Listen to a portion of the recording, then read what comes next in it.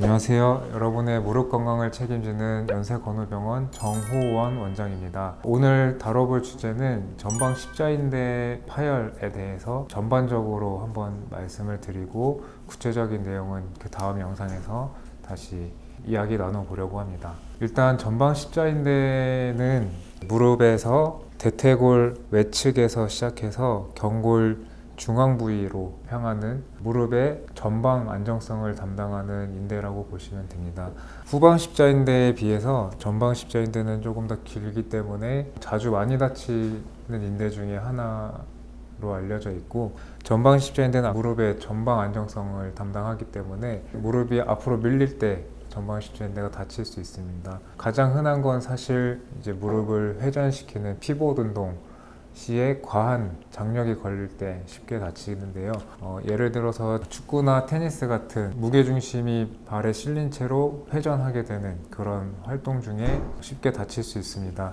구조를 살펴보시면 대퇴골 외과 안쪽에서 시작해서 경골 중앙 부위로 이행하는데, 외반이 되는 상황에서 이 전방 십자인대가 장력을 받게 되고, 이 상황에서 정강이뼈가 안쪽으로 돌아갈 때 인대가 끊어지게 됩니다. 경골이 앞으로 많이 빠지는지 아니면은 경골의 회전 불안정성이 있는지, 이 두 가지를 모두 고려해서 어떻게 치료할지 결정을 하게 되는데, 예를 들어서 태클을 심하게 당해서 무릎이 앞으로 빠지기도 하지만 회전할 때 많이 불안정하다, 이럴 경우에는 전 외측인대도 같이 보강을 해줘야 하고, 무릎이 빠지고 내측 반월상 연골판 후각부가 같이 파열이 심한 경우에는 연골판 봉합술도 같이 해줘야 되는 건데, 이렇게 다각적으로 상태를 살펴보고 수술을 결정하는 과정이 필요합니다. 전방 십자인대를 수술하게 되면 가장 중요한 것은 그 원래 있던 전방 십자인대의 위치에 정확하게 인대를 삽입하는 것이 가장 중요한데,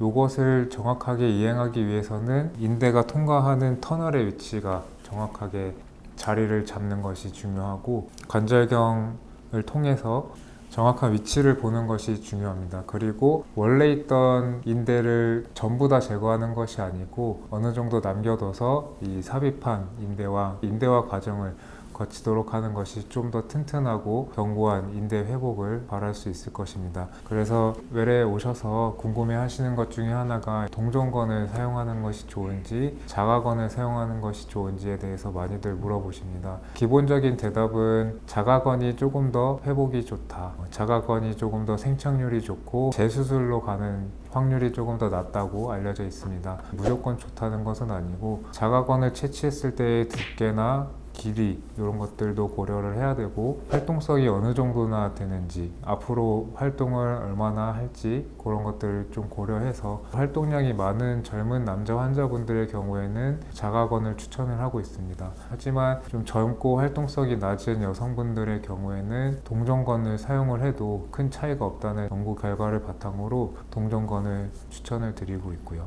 동종건은 이제 기증자의 인대를 가지고 와서 삽입하는 것이 동종건이고, 자가건은 내 몸에 있는 힘줄을 떼서 수술을 하게 됩니다. 그 중에 가장 많이 사용하는 것이 이제 햄스트링을 채취를 해서 인대로 보관시키는 방법을 가장 많이 사용을 하고 있고, 햄스트링을 채취를 한다고 해서 허벅지 뒤쪽 근육이 많이 약해지냐 하는데, 사실 그 효과는 그렇게 크지 않다고 보고, 무릎이 0도에서 30도 정도까지는 십자인대가 경골의 회전을 같이 안정성을 담당하게 되는데, 그 이상 각도에서는 이 전측부인대가 더 중요한 역할을 하기 때문에 같이 손상된 환자분들의 경우 재파열 가능성이 높아집니다. 이런 경우에는 같이 전측부인대 보강술을 같이 시행을 하게 되고, 내측 연골판 뒤쪽이 같이 찢어진 경우에는 전방 십자인대만 경골의 전방 안정성을 담당하게 되기 때문에, 이럴 경우에는 연골판도 같이 봉합을 해줘야 됩니다.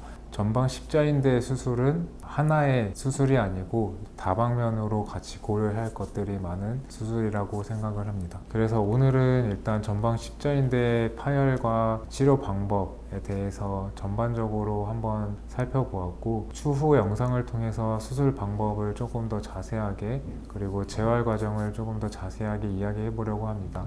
감사합니다.